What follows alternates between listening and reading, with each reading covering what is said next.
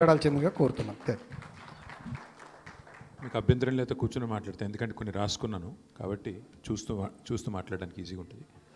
పెద్దలు గౌరవనీయులు మన బీఆర్ఎస్ కార్మిక విభాగం అధ్యక్షులు శ్రీ రాంబాబు యాదవ్ గారు, గౌరవ మాజీ మంత్రివర్యులు మాజీ కార్మిక శాఖ మంత్రివర్యులు శ్రీ మల్లారెడ్డి గారు, మాజీ మంత్రివర్యులు ఇవాళ కొన్ని కార్మిక సంఘాలకు నాయకత్వం వహిస్తున్న మాజీ ఉద్యోగ సంఘాల నాయకులు గౌరవనీయులు శ్రీనివాస్ గౌడ్ గారు, పెద్దలు గతంలో వామపక్ష ఉద్యమాల్లో స్టూడెంట్ దశ నుంచి కూడా పనిచేసిన అనుభవం, తర్వాత కార్మిక సంఘాలతో కలిసిమెలిసి నడిచిన అనుభవం ఉన్న మాజీ పార్లమెంట్ సభ్యులు, మీ అందరికీ ఆప్తులు గౌరవనీయులు వినోద్ కుమార్ గారు, గౌరవ ప్రభుత్వ మాజీ చీఫ్ విప్ శ్రీ దాస్యం వినయ్ భాస్కర్ గారు, గౌరవనీయులు మరి గతంలో టీఎన్జిఓ అధ్యక్షుడిగా పనిచేసి తర్వాత బెవరేజెస్ కార్పొరేషన్ చైర్మన్గా పనిచేసి ఇవాళ ఉద్యోగులకి, రిటైర్డ్ ఉద్యోగులకి, ఉపాధ్యాయులకి, అట్లాగే కార్మికులకి అండగా ఉంటున్న అన్న మన పెద్దన దేవిప్రసాద్ గారు, వేదికపైన ఆసీనులైన గౌరవనీయులైన ఇంకా పెద్దలందరికీ, ఇంకా ఒకరి పేరు చెప్పకపోతే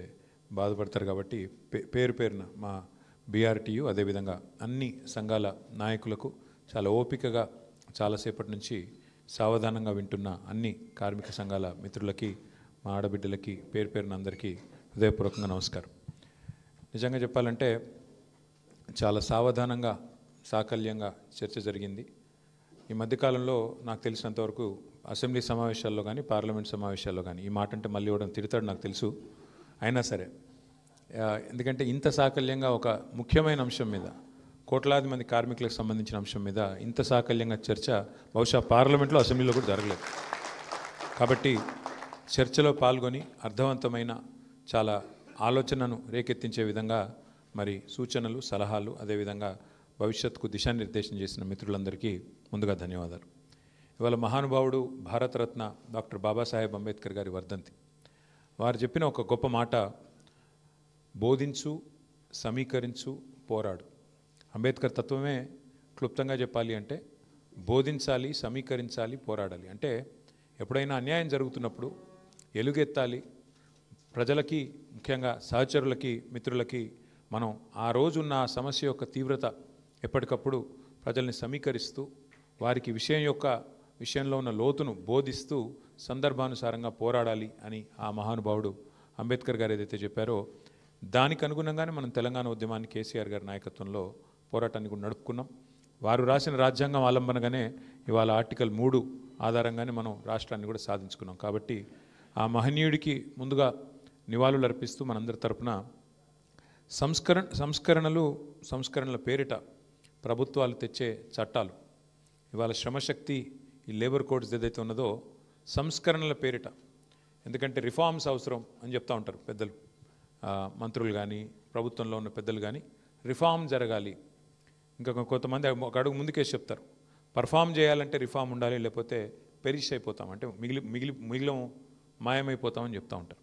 రిఫార్మ్ అవసరమే, సంస్కరణ అవసరమే, కానీ సంస్కరణకు తప్పకుండా ప్రజాస్వామ్యాన్ని బలోపేతం చేసే దిశగా సంస్కరణ జరగాలి, దేశాన్ని బలోపేతం చేసే దిశగా సంస్కరణ జరగాలి తప్ప దేశాన్ని, ముఖ్యంగా దేశంలో ఉండే అన్ని వర్గాలని కలుపుకొని పోయే దిశగా సంస్కరణ ఉండాలి తప్ప కొన్ని వర్గాలను తొక్కేసే విధంగా, కొన్ని వర్గాలను పక్కన పెట్టే విధంగా సంస్కరణ జరిగితే అది సంస్కరణ కాదు, దానివల్ల అల్టిమేట్గా వచ్చేది చెడు తప్ప మంచి జరగదు. ఈ మాట ఎందుకంటా ఉన్నా అంటే మన దేశం నిజంగా కూడా ఒక వైవిధ్యభరితమైన దేశం. ఒకవైపు ప్రపంచంలోనే అతిపెద్ద కుబేరుడు మన దేశం వాడే, ప్రపంచంలోనే అతిపెద్ద కుబేరుడు మన దేశం వాడే. అట్లాగే ప్రపంచంలో ఉన్న అత్యంత పేదరికం ఎక్కడుంది ప్రపంచంలో అంటే కోవిడ్ తర్వాత ఒక లెక్క తీస్తే ఆఫ్రికాలో లేదు. అత్యధిక పేదలున్న దేశం ఏది అంటే మన భారతదేశం. అంటే ప్రపంచ కుబేరుడు మన దగ్గరనే ఉన్నాడు, ప్రపంచంలో పేదరికం అత్యధికంగా ఎక్కడుందంటే మన దేశంలోనే ఉంది. ఇది వాస్తవం. అంటే అందుకే నేను అన్నది వైవిధ్యభరితం అని. ఇంకొక అడుగు ముందుకే చెప్పాలంటే మనది ఇది వైవిధ్యభరితం కాదు, ఇది వైవిధ్య భారతం. అట్లాంటి భారతదేశం మనది. అట్లాంటి ఈ దేశంలో మరి సింహభాగం ప్రజలు, అధిక శాతం ప్రజలు పేదరికానికి దిగువ ఉన్నారని ప్రభుత్వాలే చెప్తున్నాయి. ఇప్పుడు ఉదాహరణకు తెలంగాణ తీసుకోండి. తెలంగాణలో ఇవాళ 92-93% మందికి తెల్ల కారెట్లు ఉన్నాయి, రేషన్ కార్డులు. తెల్ల కారెట్ అంటే ఏంది? BPL, below poverty line. మరి 92-93% బిలో పావర్టీ లైన్ ఉన్నారని మనమే ఒప్పుకుంటూ ప్రభుత్వాలే ధృవీకరణ ఇస్తూ మరొక వైపు మనం తెచ్చే సంస్కరణలు ఎట్లుండాలా? వాళ్ళను కడుపులో పెట్టుకుని చూసుకునే విధంగా ఉండాలి. అమెరికా ఫలానా చేసింది లేదా ఐరోపా ఖండంలో ఫలానా చేసినారు సంస్కరణ, అది యథాతథంగా మనకున్న ఫ్రీ ట్రేడ్ ఒప్పందమో లేకపోతే ఇంకో ఒప్పందమో దానివల్ల మనం కూడా చేయాల్సిన ఒత్తిడి ఉంది అని మన మీద రుద్దితే ఎట్లా కుదురుతుంది? మన దేశం యొక్క తలసరి ఆదాయం $2,400 డాలర్ల పరిమాణంలో మాట్లాడుకుంటే, అమెరికా యొక్క తలసరి ఆదాయం $86,000. నక్కకు నాగలోకి అనుకున్నంత తేడా ఉంది. మరి అక్కడ జరిగింది ఇక్కడ జరగాలంటే, అక్కడ అమలు చేసే సంస్కరణ ఇక్కడ కూడా అమలు కావాలంటే ఎట్లయితుంది? ఇక్కడ పేదవాడు ఎట్లున్నాడు, అక్కడ పేదవాడు ఎట్లున్నాడు అంటే మీరు ఆలోచించమని కోరేది ఏమంటే, నేను ఇవాళ ప్రపంచమంతా ఒక కుగ్రామంగా మారిపోయిందని, ప్రపంచమంతా ఫ్రీ ట్రేడ్ ఒప్పందాల మయమైందని, GATT అని ఇంకోటని ఏదైతే చెప్తా ఉంటారో పెద్దలు మీరు చూస్తూ ఉంటారు. పీయూష్ గోయల్ గారు మొన్ననే ఆస్ట్రేలియా పోయిండు, ఇంకొక యూరోప్ పోయిండు, ఫ్రీ ట్రేడ్ అగ్రిమెంట్ చేసుకుంటున్నామని చెప్తాడు. అల్టిమేట్గా దీనివల్ల ఏమవుతుందంటే, ఆ ఫ్రీ ట్రేడ్ ఒప్పందంలో ఒక చిన్న ముక్కుడు రాసి ఉంటుంది కింద, రిఫార్మ్స్ చేయాలా, వరల్డ్ బ్యాంక్ లోన్ తీసుకుంటామంటారు, దాని కింద రాసి ఉంటాడు గివి మీరు మార్చాలని. వాటికి లోబడి వాటికి ఒత్తిడికి లోనయ్యి వచ్చే కొన్ని రిఫార్మ్స్ వల్ల జరిగే లాభం కంటే దేశానికి నష్టమే ఎక్కువ ఉంటుంది. కొన్ని సందర్భాల్లో కొంతమంది పెద్దలు మాట్లాడితే, నేను పేరు తీసుకొని రాజకీయాలు మాట్లాడను కానీ కొంతమంది పెద్దలు మాట్లాడితే వింటుంటే బాధ అనిపిస్తుంది. కేసీఆర్ గారి నాయకత్వంలో మన రాష్ట్రంలో మీకు తెలుసు, ఇప్పుడు ఇక్కడ మా మున్సిపల్ GHMC నుంచి మాట్లాడిన తమ్ముడు బాలకృష్ణ కదా, బాలకృష్ణ ఒక మాట అన్నాడు, అడగకుండానే 3 సార్లు జీతం పెంచిండు కేసీఆర్ గారు అని చెప్పిండు. ఎందుకు పెంచిండు కేసీఆర్ గారు? నేను చప్పట్ల కోసం చెప్తలేను. ఎందుకు పెంచిండు కేసీఆర్? గ్రామ పంచాయతీ పారిశుద్ధ్య కార్మికుల జీతం ఎందుకు పెంచిండు అడగకుండానే? మున్సిపల్ వర్కర్లది ఎందుకు పెంచిండు 2 సార్లు? GHMCలో 3 సార్లు ఎందుకు పెంచిండు కేసీఆర్? $200 పెన్షన్ను 2,000 ఎందుకు చేసిండు? $500 ఉన్న వికలాంగుల పెన్షన్ను 4,000 ఎందుకు చేసిండు కేసీఆర్? ఎందుకంటే కేసీఆర్ గారు ఒక సూత్రం పట్టుకున్నాడు, చిన్న సూత్రం. బీడీ కార్మికులకు పెన్షన్ ఇచ్చిండు కేసీఆర్, దేశంలో ఎవరు ఇయ్యలే. కమ్యూనిస్టులు రాష్ట్రం నడిపిన రాష్ట్రాల్లో కూడా, రాజ్యం నడిపిన రాష్ట్రాల్లో కూడా బీడీ కార్మికులకు పెన్షన్ ఇయ్యలే, ఒక కేసీఆర్ గారే ఇచ్చిండు. ఎందుకు ఇచ్చిండు? ఎందుకంటే కేసీఆర్ గారు ఒక చిన్న సూత్రం పట్టుకున్నాడు. ఆయన మా అందరికీ చెప్పేది ఏమంటే, పదే ఓ ప్రభుత్వం యొక్క ప్రాథమిక కర్తవ్యం సమాజంలో అత్యంత బలహీనమైన, అత్యంత ఇబ్బందుల్లో ఉన్న వర్గం ఏదైతే ఉంటుందో వాళ్ళని కడుపులో పెట్టుకొని చూసుకొని వాళ్ళకు 3 పూటలు వాళ్ళ నోట్లకు బువ్వ పోయేటట్టు చూసుకుంటే అశాంతి చెలరేగదు, రెస్ట్లెస్నెస్ ఉండదు, సమాజంలో అసమానత రాదు. ఆ ఉద్దేశంతోనే ముసలోళ్ళకు 2,000 పెన్షన్ ఇస్తే ఏమొచ్చింది అంటే, ఆ అవ్వ దగ్గరకో తాత దగ్గరకో మన్మడో మన్మరాలో వచ్చి, అవ్వా నాకు బిస్కెట్ కూడా కొనుక్కుంటా ఇస్తావా, లేదా చాక్లెట్ కొనుక్కుంటా ఇస్తావా అంటే $10 పెట్టే ధైర్యం వచ్చింది. ఆ అవ్వ మీద గౌరవం పెరుగుతుంది, ఆ మానవీయ సంబంధం పెరుగుతుంది. ఎందుకు చెప్తున్నా అంటే, ప్రభుత్వానికి ఆ మానవీయ కోణం పోతే కొంతమంది పెద్దలు మాట్లాడతారు, రేవడీ కల్చర్ మంచిది కాదు. ఏంటిది రేవడీ కల్చర్ అంటే ఫ్రీగా ఏది ఇవ్వద్దు, అనుచితం, ఉచితాలు మంచిది కాదని మాట్లాడతారు. మళ్ళీ వాళ్ళే అవసరం పడ్డప్పుడు ఎలక్షన్లో గెలిచేందుకు మాత్రం 1,21,00,000 మందికి ఎలక్షన్కు 4 రోజుల ముందు 10,000 రూపాయలు మహిళల ఖాతాలు వేసారు మన బీహార్లో. అంటే ఏ ఎండకా గొడుగు, అవసరం పడితే ఒక తీరుగా, అవసరం లేకపోతే ఇంకో తీరుగా, ఇంత దుర్మార్గంగా ఈ దేశంలో మన ప్రాధాన్యాలు, మన విధానాలు ఉన్నాయి. ఇదంతా మీకు ఎందుకు చెప్తా ఉన్నా అంటే, ఈ దేశంలోని సామాజిక స్థితిగతులు, ఈ దేశంలో ఉండే వివిధ వర్గాల అభిప్రాయాలు తీసుకోకుండా ఏ చట్టం తెచ్చినా ఖచ్చితంగా నిర్ద్వందంగా దాన్ని ప్రతిఘటించాల్సిన బాధ్యత మనందరి మీద ఉన్నది. అందులో రెండో అభిప్రాయం ఎవరికి ఉండాల్సిన అవసరం లేదు. ముఖ్యంగా ఈ దేశంలో ఇప్పుడు ఇందాక శ్రీనివాస్ గౌడ్ గారు ఒక మాట అన్నారు, ప్రభుత్వ ఉద్యోగాలు ఎంత ఉంటాయి, పెన్షనర్లు కానీ లేకపోతే మొత్తం ఇప్పుడు ఉద్యోగాల్లో ఉన్నవాళ్ళు కానీ, అది డైరెక్ట్ ఎంప్లాయ్మెంట్ కానీ, కాంట్రాక్ట్ కానీ, అవుట్సోర్సింగ్ కానీ, పర్సెంటేజ్ ఆఫ్ పాపులేషన్ తీసుకుంటే మనది 4 కోట్ల జనాభా, మొత్తం ఉద్యోగుల సంఖ్య కాంట్రాక్టు, అవుట్సోర్సింగ్, రెగ్యులర్ అంతా కలిపితే కూడా 7-7.5 లక్షలు ఉంటారు కావచ్చు, లేదా అంతే కదా, 2-2.5% మధ్యలో ఉంటారు. మరి ప్రైవేట్ రంగంలో ఉన్న వాళ్ళు ఎంతమంది ఉంటారు? 10-15, కొన్ని దగ్గర పారిశ్రామికీకరణ బాగా జరిగితే 20% దాకా ఉన్న పరిస్థితి ఉంటుంది. మిగతా వాళ్ళు అసంఘటిత రంగంలో ఉంటారు, కొంతమంది వ్యవసాయ ఆధారిత పరిశ్రమల మీద ఆధారపడి ఉంటారు. అంటే ఈ ఫండమెంటల్ అండర్స్టాండింగ్ లేకపోతే, ఈ ప్రాథమిక అవగాహన లేకపోతే చట్టాల్లో మానవీయ కోణం లోపిస్తుంది. ఉదాహరణకి నేను ఒక మాట మీకు చెప్పాలి. మన సిరిసిల్ల, నేను ఎక్కడి నుంచి అయితే ప్రాతినిధ్యం వహిస్తున్నాను, మా సిరిసిల్లలో నేత కార్మికులు ఉంటారు. విపరీతమైన ఆత్మహత్యలు జరిగేది. వారంలో ఒకసారి అయితే 2005-6లో ఆనాడు ఒకటే వారంలో 10 మంది చచ్చిపోయారు ఆత్మహత్యలు. అరే ఇది ఏంది అని చెప్పి కేసీఆర్ గారు ఆనాడు ఓ 50 లక్షల రూపాయలు మా పార్టీ నుంచి ఇచ్చి ఒక చిన్న మైక్రో లోన్స్, అంటే interest free loans, micro loans అక్కడ పద్మశాలి కమ్యూనిటీకి అప్పచెప్పి మీరు కాపాడండి అయ్యా తెలంగాణ వచ్చేదాకా, వచ్చినాక నేను చూసుకుంటా కానీ అప్పటిదాకా కాపాడండి, వాళ్ళు చావకుండా చూసుకోండి అని చెప్పి వాళ్ళకు ఒక 50 లక్షల రూపాయలు. అంటే 50 లక్షలు పెద్ద మొత్తం అని కాదు 2005-6లో, కానీ 50 లక్షలకు ప్రతిపక్షం ఇస్తే ప్రభుత్వం కనీసం ఒక 500 కోట్లు ఇస్తుందేమో అని ఒక ఆశ, కనీసం సిగ్గొస్తుందేమో అని ఒక ఆశ, దానికోసం చేసినాం. అదే ప్రభుత్వం వచ్చినాక ఇచ్చిన మాట ప్రకారం కేసీఆర్ గారు ఒక పని చేసినారు. చాలామంది మూర్ఖులు తెలియక మాట్లాడతారు, ఇప్పుడు అధికారంలో ఉన్నవాళ్ళు కూడా. బతుకమ్మ చీర అని తెచ్చిండు కేసీఆర్ గారు. బతుకమ్మ చీరకు ఓట్లకు లింక్ లేదు, బతుకమ్మ చీర మేము మేనిఫెస్టోలో ఇచ్చిన మాట కూడా కాదు. ఎందుకు తెచ్చిండు కేసీఆర్ గారు? బతుకమ్మ చీర అంటే ఇటు ఆడబిడ్డకేమో బతుకమ్మ సందర్భంగా ఒక కానుక, చిన్న కానుక, అదేం పెద్ద పట్టు చీర కాదు, అదేం నువ్వు లక్షల రూపాయలు విలువ చేసేది కాదు, కానీ ఒక పుట్టింటోళ్ళు ఒక చిన్న కానుక పెట్టిన ఆడపిల్లలు ఎట్లయితే మురిసిపోతారో అట్లా ఒక చిన్న కానుక. అట్లాగే అదే బతుకమ్మ ఇటు నేత కార్మికుడికి బతుకునిచ్చే చీర కావాలి అనే ఉద్దేశంతో అప్పటిదాకా 7-8 వేలు పిలిచి మాట్లాడిండు కార్మికులను కేసీఆర్ గారు స్వయంగా ముఖ్యమంత్రిగా. ఎంత వస్తుందా మీకు నెలకంటే? 7-8 వేల రూపాయలు వస్తుంది సార్, ఎట్లా బతకాలి, కిరాయిలు ఏంది, మా కథ ఏంది, మా బతికేంది, ఎట్లా చేయాలి, ఏం చేయాలి, రోజుకి 8 గంటలు నిల్చొని పనిచేస్తే కాళ్ళు గుంజుతున్నాయి, కాళ్ళు గుంజి ఆఖరికి చాలామంది బలహీనతలకు అలవాటు పడుతున్నారు, మందుకు ఇంకోదానికి ఆఖరికి అట్లే చచ్చిపోతున్నారు సార్. అంటే ఒకటే కండిషన్ పెట్టిండు సార్, నేను ఆర్డర్ ఇస్తా కానీ ఖచ్చితంగా మీ ఉపాధి, మీ వేతనం డబల్ కావాలి. ఇవాళ 8-9 వేలు 10 వేలు సంపాదించేటోళ్ళు 15,000 నుంచి 20,000 సంపాదించే పరిస్థితి రావాలని చెప్పి ఆ సేట్లను పిలిచి ఆర్డర్ ఇచ్చి సంవత్సరానికి 350 కోట్ల ఆర్డర్ ఇచ్చి మొత్తం 9.5 ఏళ్లలో 3,500 కోట్ల ఆర్డరు ఒక్క సిరిసిల్ల పట్టణంలో ఉండే వేలాది మంది కార్మికులను బతికించిన ఒక స్కీము బతుకమ్మ. అంటే ఈ మానవీయ కోణం మనం చేసే ప్రతి పనిలో ఉండాలి. పరిశ్రమలకు ప్రోత్సాహకాలు ఇస్తాం మనం, అన్నీ గవర్నమెంట్లు ఇస్తాయి, మన గవర్నమెంట్ కూడా ఇచ్చింది, కేంద్ర ప్రభుత్వం కూడా ఇస్తున్నది, ఇవాళ ఇప్పుడున్న రాష్ట్ర ప్రభుత్వం కూడా ఇస్తుంది. మీరు చూస్తుంటారు పేపర్లలో వార్తలు, ఫలానా పరిశ్రమకు కేవలం 99 పైసలకే ఎకరం ఇస్తున్నారు. ఎందుకు ఇస్తారు పరిశ్రమలకు భూములు? ఎందుకు ఇస్తారంటే వాళ్ళు ఉపాధి కల్పన చేస్తారని, ఉద్యోగాలు కల్పిస్తారు. ఎందుకంటే ప్రభుత్వాలు అందరికీ ఉద్యోగాలు ఇవ్వలేవు. పేదవాళ్ళకి, ముఖ్యంగా చదువుకున్న పిల్లలు ప్రతి సంవత్సరం 10 లక్షల మంది ఇంజనీర్లు అవుతున్నారు. మరి వాళ్ళందరికీ ఉద్యోగాలు ఎడికెళ్ళి రావాలి? ప్రైవేట్ సెక్టర్కు పెద్దపీట వేయకపోతే. అందుకే ప్రైవేట్ సెక్టర్కు పెద్దపీట వేసి ప్రోత్సాహకాలు ఇస్తున్నాం. కానీ ప్రోత్సాహకాలు ఇవ్వడం వరకు ఓకే, కానీ వాళ్ళకు నువ్వు లైసెన్స్ ఇచ్చి శ్రమదోపిడీ చేసుకొని ఇష్టమున్నట్టు చేసుకుంటే అది ఎట్లా ఓకే అవుతుంది?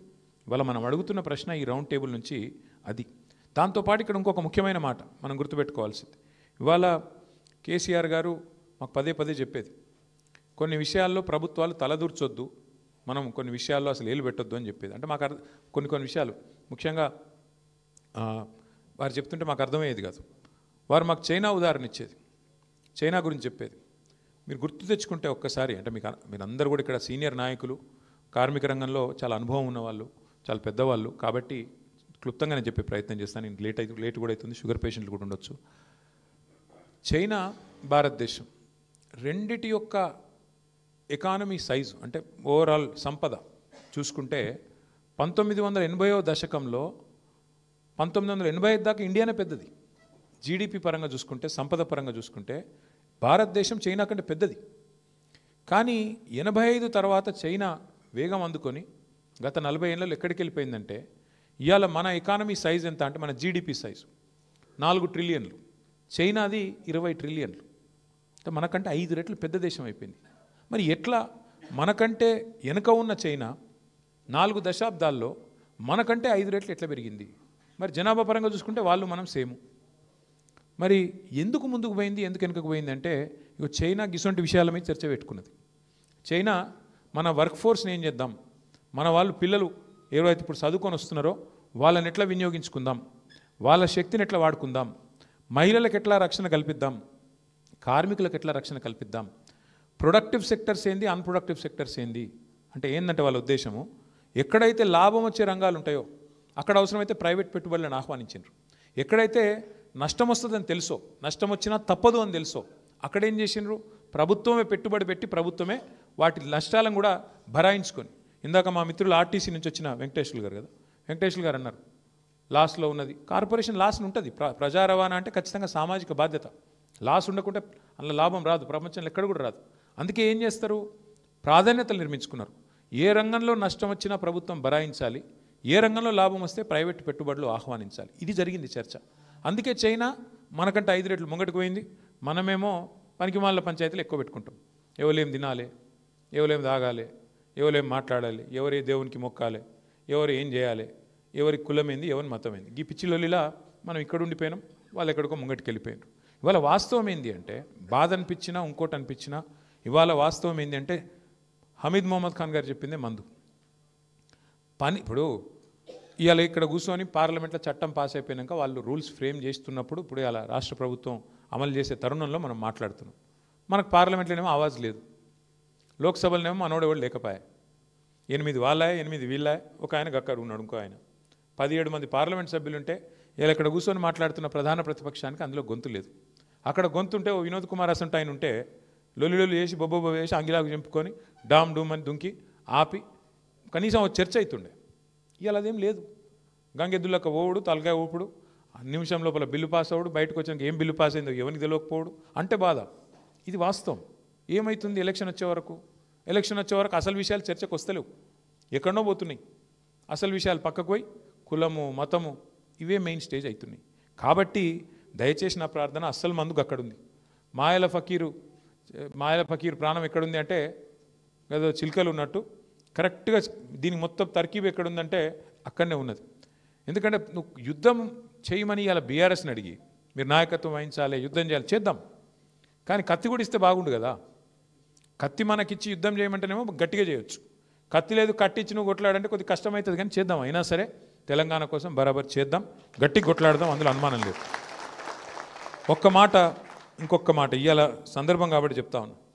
మీరు చూసుంటారు ఇవాళ నిన్న మొన్న వార్తలు గత 5 రోజులుగా ఏమవుతుందంటే, ఎప్పుడైనా సరే పవర్ అంతా ఒకరిద్దరి చేతుల కేంద్రీకృతం అయితే ఏమవుతుందంటే ఇక దాని దుష్పరిణామాలకు ఇవాళ భారతదేశంలో ఏవియేషన్ రంగంలో జరుగుతున్నది ఒక ఉదాహరణ. మీకు గత 5 రోజులుగా మొత్తం ఎయిర్పోర్ట్లన్నీ, రైల్వే స్టేషన్లు, బస్ స్టాండ్ల కంటే అధ్వానం అయిపోయినాయి.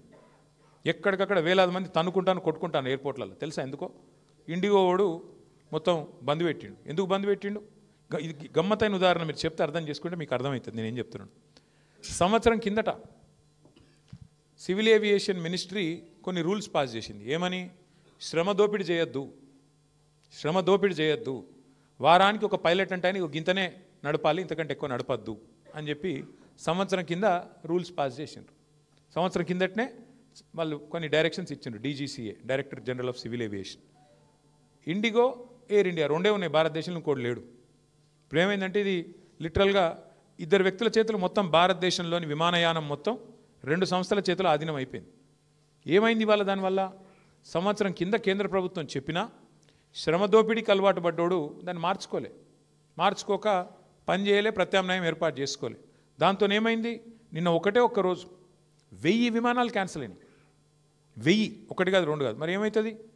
ఎయిర్పోర్ట్ బస్ స్టాండ్ అయిపోయింది. వాస్తవం ఇది. ఏం జరుగుతుంది? కొంతమంది వ్యక్తుల చేతుల్లోనే మొత్తం శక్తి కేంద్రీకృతమైతే దానికి ఒక గొప్ప ఉదాహరణ, ఆ దుష్పరిణామానికి గొప్ప ఉదాహరణ నిన్న మొన్న విమానయాన రంగంలో జరుగుతున్న వ్యవహారం. ఒక ఇండిగో, ఒక ఎయిర్ ఇండియా రెండే మిగిలినాయి ఇప్పుడు భారతదేశంలో. ఒకటి టాటా, ఇంకోటి ఇండిగో. వాళ్ళ చేతులకు పోయింది దేశం. వాళ్ళు ఇప్పుడు ఎస్ అంటే ఎస్, నో అంటే నో. ఆఖరికి ఏమైంది తెలుసా?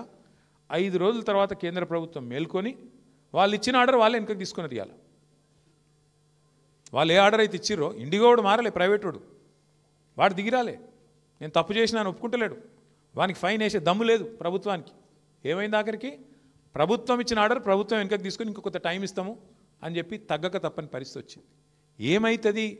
శక్తి మొత్తం, సంపద మొత్తం కొంతమంది చేతుల్లో కేంద్రీకృతం అయితే అంటే ఒక గిదవుతుంది. పోర్టులు, సీ పోర్టులు, రైల్వేలు మొత్తం ఇచ్చేస్తే ప్రైవేటులకు, అది కొంతమంది చేతుల్లోనే ఉంటే వాడు మునిగితే మొత్తం దేశం మునుగుతుంది. దానికి గొప్ప ఉదాహరణ ఇవాళ మన కళ్ళ ముంగటనే కనబడతా ఉన్నది. ఇంకొక విచిత్రమైన మాట నేను మీకు చెప్తా, మీరు నేను చెప్తే నమ్మరు. ఇలా ఈ ప్రభుత్వము, ముఖ్యంగా కేంద్ర ప్రభుత్వం ఏం పని చేస్తుందంటే వాళ్ళకు నచ్చినోళ్ళ కంపెనీలో LICతో పెట్టుబడి పెట్టిస్తుంది. మీరు PF గురించి వాళ్ళు 1-2 కోట్లు కాదు పెట్టింది పెట్టుబడి, 50,000 కోట్లు వాళ్ళకు నచ్చినోళ్ళ కంపెనీలో పెట్టుబడులు పెడుతుంది LIC. ఇది జరుగుతుంది ఇలా దేశం. ఇవన్నీ మరి మనం మాట్లాడుకోకపోతే, చెప్పుకోకపోతే మనం ఫెయిల్ అవుతాము. అల్టిమేట్గా అర్థం కాకపోతే ప్రజలు కూడా రోడ్ల మీదకి రారు, కార్మికులు కూడా తెలియకపోతే ఏం మాట్లాడతారు? చెప్పాల్సిన బాధ్యత మన మీదే ఉన్నది. Yes, ease of doing business ఉండాలి, మంచిదే, కానీ క్వాలిటీ ఆఫ్ డూయింగ్ బిజినెస్ కూడా ఉండాలి.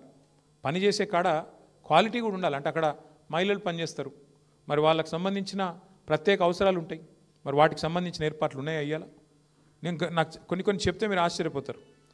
కొన్ని గార్మెంట్ కంపెనీలు తెచ్చిన నేను నేను మంత్రిగా ఉన్నప్పుడు ఆ గార్మెంట్ కంపెనీల యూనిట్ వాళ్ళది వేరే రాష్ట్రం నుండి చూడడానికి పోయినా నేను నిజంగా నేను పరిశాన్ అయినా ఎంత ఆధునికంగా ఉన్నాయంటే అమెరికాలో ఉన్నట్టున్నాయి. నేను అడిగిన ఏందయ్యా ఇది ఇంత బాగా కట్టిన మీరు ఏం సంగతి మరి కాస్ట్లీ కట్టినవి ఏంది అన్న. ఆయన ఏమన్నాడు తెలుసా నాకు, సార్ నాది ఎక్స్పోర్ట్ యూనిట్ సార్, మొత్తం ఎక్స్పోర్ట్ చేయాలి నేను. వాళ్ళు ప్రపంచంలో ఉండే పెద్ద పెద్ద వాళ్ళందరూ కస్టమర్లు అందరూ వస్తారు, వాడు ఏ సకాలు అయిపోయినా ఆర్డర్ క్యాన్సిల్ చేస్తాడు సార్, అందుకే ఇట్లా కట్టినా అన్నాడు. అంటే నేను అడిగిన మరి ఎక్స్పోర్ట్ కాకుండా దేశంలో అమ్మేది ఎట్లుంటుంది అని అడిగిన. ఇట్లుండదు సార్ అన్నాడు. అంటే మన పరిస్థితి ఏంటంటే మనోళ్ళ కోసమైతేనేమో సౌలత్ ఉండాల్సిన అవసరం లేదు, ఎట్లానో నడిపిస్తారు, మేనేజ్మెంట్తో నడిపిస్తారు. అదే బయటికి పంపే కాడ మాత్రం వాడు వచ్చి చెక్ చేస్తాడు కాబట్టి, వాడు ఆర్డర్ క్యాన్సిల్ చేస్తాడు కాబట్టి ఒళ్ళు దగ్గర పెట్టుకొని పెయ్యి దగ్గర పెట్టుకొని ఆడ మాత్రం లేడీస్కు సంబంధించి పిల్లలకు సంబంధించి అన్ని ఏర్పాట్లు చక్కగా ఉంటాయి. నేను అనేది గదే ప్రభుత్వాలు చేయాల్సిన పని ఏంటి అంటే yes ease of doing business అవసరమే, కానీ క్వాలిటీ ఆఫ్ డూయింగ్ బిజినెస్ కూడా ఉండాలి కదా. పని చేసేటోళ్ళు 8 గంటల కంటే ఎక్కువ పని చేయాలంటే ఇప్పుడు నేను ఉదాహరణకు మస్తుగా చెప్పొచ్చు డైలాగులు, నేను 18 గంటలు పని చేస్తా 20 గంటలు పని చేస్తాను డైలాగులు మస్తుగా చెప్పొచ్చు. ప్రొడక్టివ్ అవర్స్ ఎన్ని పని చేస్తారని నాకు అర్థం కాదు. ప్రొడక్టివ్గా ఏ మనిషి అన్నా 6-7 గంటల కంటే ఎక్కువ పని చేస్తుందా? బుర్ర స్విచ్ ఆఫ్ అయిపోతుంది. మైండ్ యాబ్సెంట్ బాడీ ప్రజెంట్ అన్నట్టు అక్కడ కూర్చుంటాడు కావచ్చు, కానీ గానిగెద్దోలే పని అవుతుందా? కాదు, వాస్తవం అది. ఏ మీటింగ్ కూడా 4 గంటల కంటే ఎక్కువ నడిపిస్తే అందులో కూడా ఎవరు ఏం ఎక్కది, ఏదో టైంపాస్ నడుతూ ఉంటుంది ముచ్చట, కానీ 2-3 గంటలు దాటిందంటే ఏముండదు, ఎక్కది. ఈ విషయం మర్చిపోయి 8 గంటల కంటే ఎక్కువ పని చేయాలి. ఇప్పుడు ఎంత విచిత్రమైన రూల్ అంటే అది 8 గంటల కంటే ఎక్కువ పని చేయొద్దని మీరు పోరాడి తెచ్చుకున్న చట్టం, అది హక్కు. దాన్ని అలా తుంగలో దొక్కుతూ 6 రోజులు ఇంటూ 8 అంటే 48 గంటలు. ఆ 48 గంటలు యజమాని ఎట్లన్నా పని చేయించుకోవచ్చాడు. అంటే ఒకరోజు 12 గంటలు అనొచ్చు, ఒకరోజు 10 గంటలు అనొచ్చు, ఒకరోజు 4 గంటలు అనొచ్చు, మిగతా టైం పని లేదు నువ్వు వెళ్ళిపోనొచ్చు, అవసరమైతే తీసేయవచ్చు అని ఎక్కడ పెడుతున్నారు? ఇదివరకు 100 మంది కంటే పైన ఉంటే మీరు ఖచ్చితంగా ప్రభుత్వానికి తెలిపి ఎవరినైనా తీసేయవచ్చు. కానీ ఇప్పుడు ఏం చేసినారు? 300లకు పెంచినారు దాన్ని. 300 కంటే ఎక్కువ రోల్స్లో ఉన్న ఎంప్లాయీస్ ఉండే కంపెనీలు ఎన్ని ఉంటాయండి? వాళ్ళ కంపెనీలన్నీ ఏం చేస్తున్నాయి? కాంట్రాక్టు, అవుట్సోర్సింగు పేరు మీద 300 మంది లోపల రోల్స్లో పెట్టుకుంటారు, మిగతా వాళ్ళంతా కూడా కాంట్రాక్ట్ల కింద అవుట్సోర్సింగ్ కింద పెడతారు. ఇది ఎవరికి తెలియదు ఈ విద్య. కాబట్టి ఇంత బాహాటంగా మీరు లైసెన్స్ ఇచ్చి ఒకప్పుడు ఎస్ఈజెడ్లు వచ్చినప్పుడు లొల్లి పెట్టినారు, ఇలా మరి మొత్తం దేశాన్ని ఎస్ఈజెడ్ చేస్తున్నారు. ఎస్ఈజెడ్ అంటే ఇక్కడ కార్మిక చట్టాలు ఉండవు, హైర్ అండ్ ఫైర్ ఎప్పుడంటే అప్పుడు చేయొచ్చు, మినిమం డిగ్నిటీ ఉండదు అని చెప్పి లొల్లి పెట్టినారు ఆ రోజు సెజ్జులకు వ్యతిరేకంగా. మరి ఇలా ఆ రోజు సెజ్జులకు వ్యతిరేకంగా పోరాటం చేసిన వాళ్ళు దేశం మొత్తమే సెజ్ అయిపోతుంటే, దేశం మొత్తంలోనే కార్మికులకు హక్కులు లేకుండా కాలరాస్తుంటే, మాట్లాడకపోతే పార్లమెంట్లోనే మాకు ఆవాజ్ లేకపోయా. రాజ్యసభలు ఉందనుకోండి, లోక్సభలో లేదు. మరి ఏం చేయాలి? అందుకే నా ప్రపోజల్ ఏంటి అంటే మీ అందరితో కూడా ఒకసారి మనం గుర్తు తెచ్చుకుంటే వెనక్కి తిరిగి తప్పకుండా మనం ఇవాళ కొన్ని నిర్ణయాలు తీసుకోవాల్సిన బాధ్యత ప్రధాన ప్రతిపక్షంగా మన మీద ఉన్నది. అందులో నేను ప్రతిపాదించేది ముందుగా గౌరవ పెద్దలు రాంబాబు గారికి, వినోద్ గారికి, ముఖ్యంగా అదేవిధంగా సహచర పెద్దలందరికీ కూడా ముందుగా ఈ 4 లేబర్ కోడ్స్ మీద ముందు మనకి ఇప్పుడు ఇంతకుముందు ఒక మిత్రులు అన్నారు, ఎవరో గుర్తు రావట్లేదు, కానీ మన వాళ్ళకి అవగాహన లేదు, నిజానికి చాలా మందికి తెలియదు వీటి వల్ల జరిగే దుష్పరిణామాలు అని చెప్పాను. ముందు చేయాల్సిన పని ఏంటంటే బోధించు, సమీకరించు, పోరాడు అనే సూత్రంలో భాగంగా అన్నీ మా వినయ్ భాస్కర్ గారు అనుకుంటా చెప్పింది, అవగాహన లేదు అని. ఖచ్చితంగా వరంగల్ నుంచే ప్రారంభిద్దాం వినయ్ భాస్కర్ గారు. అన్ని జిల్లా కేంద్రాలలో మన పార్టీ కార్యాలయాల్లోనే మరి అవగాహన సదస్సులు ఈ కోడ్స్ గురించి వెంటనే ఏర్పాటు చేద్దాం. వినోద్ గారితో నా రిక్వెస్ట్, మీరు రాంబాబు గారు కూర్చొని మల్లారెడ్డి గారు డేట్ తీసుకోండి, శ్రీనివాస్ గౌడ్ గారు డేట్ తీసుకోండి, వినయ్ భాస్కర్ గారు ముందు పాత 10 జిల్లాలు ఏవైతున్నాయో ఫస్ట్ పాత 10 జిల్లాలు కవర్ చేద్దాం. అతనిక కొత్త జిల్లాలకు కూడా పోదాము. ముందైతే వరంగల్, మహబూబ్నగర్, నల్లగొండ, కరీంనగర్, రంగారెడ్డి, ఏ జిల్లాలు అయితే పాత డిస్ట్రిక్ట్ హెడ్ క్వార్టర్లు ఉన్నాయో అక్కడ ఒక షెడ్యూల్ రూపొందించి మనం డిమాండ్ ఒకటే, మనది ఆ మీటింగ్ యొక్క డిమాండ్ ఒకటే. సరే, కేంద్ర ప్రభుత్వం అంటే మందబలంతో పాస్ చేసింది, రాష్ట్ర ప్రభుత్వం అమలు చేయాల్సిన అవసరం లేదు, అమలు చేయవద్దు అని డిమాండ్ చేస్తూ కాంగ్రెస్ ప్రభుత్వాన్ని నిలదీస్తూ మనం ఈ కార్యక్రమాన్ని రూపొందిద్దాం. ఇక్కడ కాంగ్రెస్ని ఎందుకు నిలదీయాలి అని మీరు అడగచ్చు. సింపుల్ సూత్రం, కాంగ్రెస్ ఈ బిల్లులను వ్యతిరేకించింది ఏది పార్లమెంట్లో, మరి అక్కడ వ్యతిరేకిస్తే ఎట్లా, ఇక్కడ పాస్ చేస్తే ఎట్లా? సింపుల్. సోనియా గాంధీ స్వయంగా బిల్లును వ్యతిరేకిస్తూ మాట్లాడింది. మరి సోనియా గాంధీ గారు మాట్లాడితే ఇక్కడ రేవంత్ రెడ్డి గారు ఎట్లా ఆమోదిస్తారు, ఎట్లా అమలు చేస్తారు? ఇది చిన్న లాజిక్ పట్టుకోవాలి. ప్రతి జిల్లా కేంద్రంలో ఇదే నినాదంగా తీసుకుందాం. ఖచ్చితంగా రాష్ట్రం ఒకసారి తెలంగాణలో విజయం సాధించినాం అనుకోండి, తెలంగాణలో విజయం సాధిస్తే ఆటోమేటిక్గా ఇది వేరే వాళ్ళకి స్ఫూర్తి అవుతుంది. బెంగాల్లో స్ఫూర్తి అవుతుంది, తమిళనాడులో స్ఫూర్తి అవుతుంది, ఇంకా వేరే రాష్ట్రాల్లో స్ఫూర్తిగా నిలుస్తుంది. ఎందుకంటే ఇది కంకరెంట్ లిస్ట్లో ఉంది. లేబర్ అనేది కంకరెంట్ అంటే రాష్ట్రము కేంద్రానికి కొన్ని సంయుక్త లిస్టులు ఉంటాయి. కొన్నేమో ఎక్స్క్లూజివ్ కేంద్రం లిస్ట్ ఉంటుంది, కొంతేమో రాష్ట్రం లిస్ట్ ఉంటుంది. కార్మిక విభాగం అనేది, కార్మిక రక్షణ అనేది కంకరెంట్ లిస్ట్లో ఉంది. కాబట్టి మన నినాదం కేంద్రం తెలుసో తెలియకనో ఆమోదించినా మీరు అమలు చేయొద్దు అని రాష్ట్ర ప్రభుత్వాన్ని డిమాండ్ చేస్తూ అన్ని జిల్లాలలో అవగాహన సదస్సులు నిర్వహిద్దాం. రెండవది, అన్ని నియోజకవర్గ కేంద్రాల్లో మనం ఏం చేద్దామంటే మన బీఆర్టీయూ తరపునే చేద్దాం. ఇదంతా కూడా మేమే నాయకత్వం వహిస్తాం. మా మల్లారెడ్డి గారికి ధన్యవాదాలు. 10 లక్షల రూపాయలు చందా కూడా ఇచ్చినందుకు వారికి హృదయపూర్వకంగా ధన్యవాదాలు. ఎందుకంటే ఆర్థిక ప్రేరణ లేకుండా ప్రోగ్రాములు కావు. వారికి ముందుకొచ్చి వారు ఉదారంగా వచ్చినందుకు వారికి ధన్యవాదాలు. అన్ని నియోజకవర్గాల్లో ఉండే అన్ని పార్టీల ఎమ్మెల్యేలకు మన వాళ్ళు పోయి రిప్రజెంటేషన్ ఇవ్వాలి. దయచేసి ఇది అర్థం చేసుకోండి. మీరు కేంద్రం పాస్ చేసినంత మాత్రాన మీరు అమలు చేయాల్సిన అవసరం లేదు. గతంలో కేసీఆర్ గారు ఉన్నప్పుడు చేయలేదు, కొన్ని వారు మన మీద మెడ మీద కత్తి పెట్టినా చేయలేదు. మీరు కూడా దయచేసి శాసనసభలో మాట్లాడాలా. ఇది పార్టీలకు అతీతంగా అందరు ఎమ్మెల్యేలకి తప్పకుండా మనం అఖిలపక్షాన్ని కూడగట్టండి. రాంబాబు గారు మంచి మాట చెప్పినారు. కమ్యూనిస్టులు ఫోన్ చేసినారు, నక్సలైట్లు ఫోన్ చేసినారు, సంతోషం. కలుపుకో, ఏం ఇబ్బంది లేదు, కలుపుకో. ఇంట్లో ఇప్పుడు ఏం ఎలక్షన్లు లేవు మనకు అర్జెంటుగా. దీంతోన ఇప్పటికిప్పుడు వచ్చిన ఇబ్బంది కూడా ఏం లేదు. కలిసి నడుద్దాం, ఎన్నికలప్పుడు రాజకీయాలు చూసుకుందాం. ఇప్పుడు మాత్రం అందరినీ కలుపుకొని సంఘటితంగా ఎన్ని పార్టీల వాళ్ళు కలిసి వస్తే వాళ్ళందరితో అవసరమైతే పేరు కూడా మార్చండి. ఒక బీఆర్టీయూ ఆధ్వర్యంలో పోవడం ఇబ్బంది అనుకుంటే జాయింట్ యాక్షన్ కమిటీని పెట్టి అన్ని నియోజకవర్గ కేంద్రాల్లో గౌరవ శాసనసభ్యులు, శాసన మండలి సభ్యులకు టైం తీసుకోండి. వాళ్ళకు ఒక వినతి పత్రం ఇవ్వండి. అన్నా దయచేసి మీరు శాసనసభలో మాకు మద్దతు పలకాలా. ఇక్కడ ఉండే వేలాది మంది కార్మికులు, ఉదాహరణకు సింగరేణి బెల్ట్ ఉందండి. ఒక సింగరేణి బెల్ట్లోనే 13 శాసనసభ నియోజకవర్గాలు ఉన్నాయి. వాడందరికీ కూడా మన సింగరేణి కార్మిక విభాగాన్ని కూడా, బొగ్గుగని కార్మిక సంఘాన్ని కూడా యాక్టివేట్ చేయండి. వాళ్ళ దగ్గర కూడా హెల్ప్ తీసుకోండి. హైదరాబాద్లో పబ్లిక్ సెక్టర్ అండర్టేకింగ్స్ బోలెడు ఉన్నాయి. మిదాని ఉన్నది, తర్వాత డిఆర్డిఓ ఉన్నది, డిఆర్డిఎల్ ఉన్నది, మా దానకర్ణాచారి గారు, ఇంకా చాలామంది ఉన్నారు. వారందరి హెల్ప్ తీసుకోండి. బిహెచ్ఎల్ ఉన్నది, ఎంటీఆర్ లాంటి ప్రైవేట్ రంగ సంస్థలు ఇంకా చాలా ఉన్నాయి. వారందరి హెల్ప్ తీసుకొని ఇక్కడ హైదరాబాద్లో కూడా ప్రతి ఎంపీ, ప్రతి ఎమ్మెల్యేకి ఒక వినతి పత్రం మనం ఇప్పుడే ఈ రాబోయే నెల రోజుల లోపలనే ఇచ్చేటట్టు దయచేసి ఒక కార్యాచరణ. దాంతోపాటు పార్టీగా మేము కూడా మరి ఏం చేస్తామంటే అందరికీ ఉత్తరాలు రాసి పార్టీగానే రిక్వెస్ట్ చేద్దాం. దయచేసి మాతో కలిసి రండి, ఇది ఇంపార్టెంట్ అంశము, ఇందులో రాజకీయాలు అవసరం లేదని చెప్పి మరి పాంప్లెట్లు దిద్దాం. అన్ని చైతన్య సదస్సులు పెడదాం.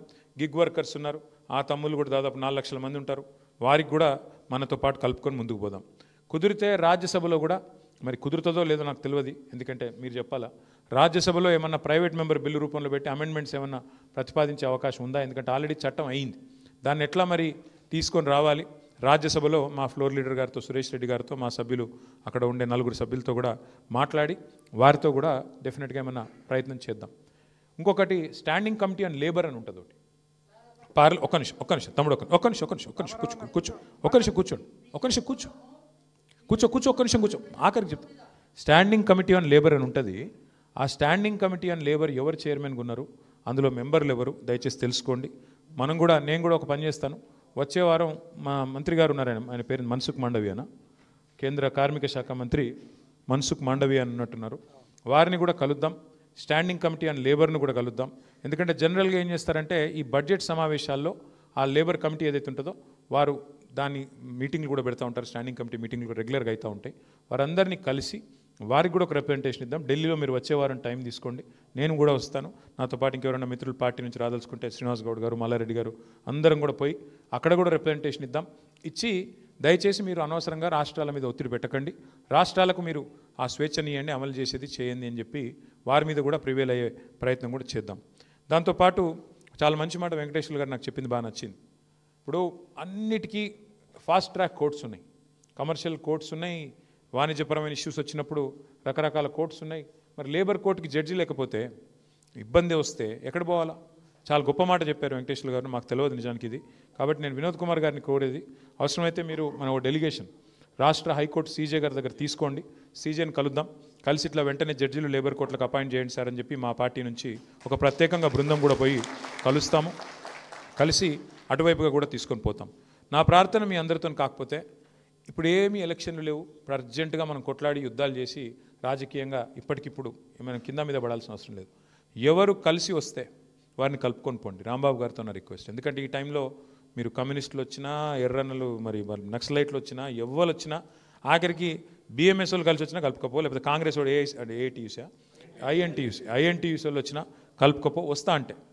ఎందుకంటే ఇప్పుడు అవసరం లేదు. ఇప్పుడు మీరు కార్మికుల తరపున మనకేం బేసిజం కూడా అవసరం లేదు, కలుపుకొనే పోండి. మనం సిగ్గుపడాల్సిన అవసరం కూడా ఏం లేదు. మనం ఇవాళ ఒక మంచి చర్చ పెట్టినాం. ఈ చర్చలో వాళ్ళు కూడా వస్తాం, మేము కూడా పాల్గొంటాం, మేము కూడా కలిసి వస్తామంటే తప్పేం లేదు, రమ్మనండి. వాళ్ళు రాము అంటే వాళ్ళ ఇష్టం, కార్మికులు డిసైడ్ చేసుకుంటారు. కానీ రమ్మని ఆహ్వానించండి. ఒక రౌండ్ టేబుల్ కావాలంటే సోమాజిగూడలో పెట్టండి. వాళ్ళు పార్టీ ఆఫీస్కి రావడం ఇబ్బంది అనుకుంటే సోమాజిగూడలో పెట్టండి. పెట్టి వారి అభిప్రాయాలు కూడా అడగండి. మేము ఇట్లా అనుకుంటున్నాం, మీరేం చెప్తారు? ఇట్లా కనుక మనం కొంత బ్యాలెన్స్గా పోతే డెఫినెట్గా అందరికీ లాభం అవుతుంది. అందరికంటే ముఖ్యంగా కార్మికులకు లాభం అవుతుంది. మన గోల్ ఒకటే. కేంద్రం తెలుసో తెలియకనో ఇందులో కొన్ని తప్పిదాలు చేసింది, అది కనబడతానే ఉంది. మరి దీన్ని అడ్డుకోవాలి అంటే సింపుల్గా తెలంగాణ భారతదేశానికి దిక్సూచిగా మారొచ్చు. తెలంగాణ చేసిన ఎన్నో పనులు భారతదేశానికి ఇదివరకే దిక్సూచి అయినాయి. మనం రైతు బంధు అని పెడితే దాన్ని కాపీ కొట్టి PM కిసాన్ అని పెట్టుకున్నారు. మనం మిషన్ భగీరథ అని పెడితే మరి వాళ్ళు జల్ జీవన్ అని పెట్టుకున్నారు. మనం మిషన్ కాకతీయ అని పెట్టుకుంటే వాళ్ళు అమృత్ సరోవర్ అని పెట్టుకున్నారు. అంటే దాని అర్థమైంది అంటే తెలంగాణ ఆచరిస్తుంది, దేశం అనుసరిస్తుంది. What Telangana does today, India does tomorrow. అందుకనే నేను అనేది, ఇందులో కూడా మనం విజయం సాధిస్తే, కాంగ్రెస్ నొప్పించడంలో విజయం సాధిస్తే, కాంగ్రెస్ మీద ఒత్తిడి పెట్టడంలో విజయం సాధిస్తే, ముఖ్యంగా INTUC నాయకులు కేంద్రంలో ఉంటారు. వాళ్ళని అడగండి, సోనియా గాంధీ గారు అక్కడ అపోజ్ ఎట్లా చేస్తారు, మీ ప్రభుత్వం ఎట్లా చేస్తుందా మాకు అర్థం కాదు, ఏమన్నా లాజిక్ ఉందా అని చెప్పి వాళ్ళ మీద గట్టిగా ఒత్తిడి పెడితే కేంద్ర స్థాయిలో డెఫినెట్గా మనం అనుకున్న విజయాన్ని సాధించిన వాళ్ళం అవుతాము. కాబట్టి కొంత ప్రయత్నం సిన్సియర్గా చేద్దాం. వినోద్ గారితో కూర్చొని, మల్లారెడ్డి గారితో, శ్రీనివాస్ గౌడ్ గారితో కూర్చొని మీరు ఒక కార్యాచరణ రూపొందించండి. జిల్లాల సదస్సులు, అవగాహన సదస్సులు, ఉత్తరాలు రాయడం, ఎంపీలను ఎమ్మెల్యేలను కలవడం, కేంద్రంలో ఉండే కార్మిక శాఖ మంత్రి గారిని నెక్స్ట్ వీక్ కలుద్దాం. అట్లాగే స్టాండింగ్ కమిటీ ఆన్ లేబర్ని కలుద్దాం, వాళ్ళ దగ్గర కూడా పోయి రిప్రజెంట్ చేద్దాం. అన్నింటికి మించి మళ్ళొకసారి నేను చెప్పేది, మన పోరాటం ఇక్కడ ఉండే ఈ ప్రభుత్వం మీద ఖచ్చితంగా వెంటనే ఈ విషయంలో ఒక స్టేటస్ కో మెయింటైన్ చేయాలి. మీరు అనవసరంగా ముందుకు పోవద్దు. శాసనసభలో, శాసన మండలిలో నేను మీకు మాటిస్తా ఉన్నా, మనకు కావాల్సినంత బలం ఉంది. ఇక్కడ మనం ప్రధాన ప్రతిపక్షం.